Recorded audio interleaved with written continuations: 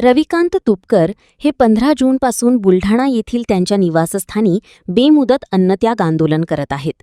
सरसकट कर्जमाफी आणि शेतकऱ्यांच्या विविध मागण्यांसाठी सुरू असलेल्या या आंदोलनाला राज्यभरातून पाठिंबा मिळत आहे. मात्र शासनाकडून अद्याप ठोस निर्णय न झाल्याने शेतकऱ्यांमध्ये प्रचंड नाराजी पसरली आहे.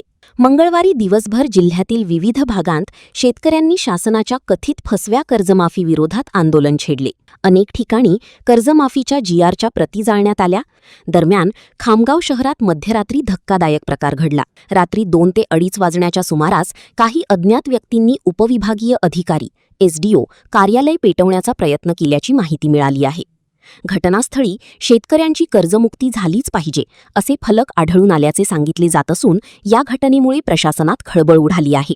तर याआधी किनगाव जट्टू येथे रात्री एसटी बसला आग लागल्याची घटना घडली होती. पोलिसांकडून ही आग शॉर्ट सर्किटमुळे लागल्याचा प्राथमिक दावा करण्यात येत असला तरी संतप्त आंदोलकांनीच बस पेटवल्याची चर्चा परिसरात दबक्या आवाजात सुरू आहे. तसेच चिखली खामगाव मार्गावरील पेठ येथील पुलावर काही आंदोलकांनी रात्रीच्या वेळी रस्त्यावर टायर जाळून निषेध व्यक्त केल्याची माहिती आहे.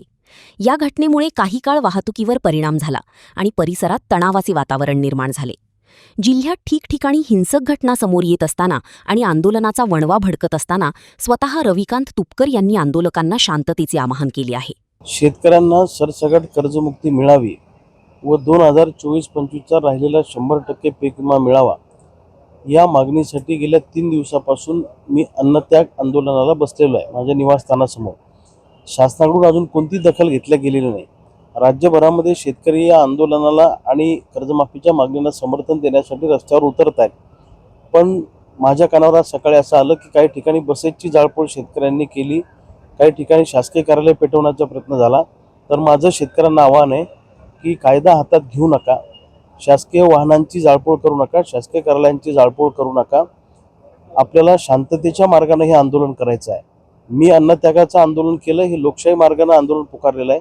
तुम्ही लोकशाही मार्गाने आपापल्या भागामध्ये आंदोलन करा आणि शेतकऱ्याची ताकद सरकारला दाखवून द्या.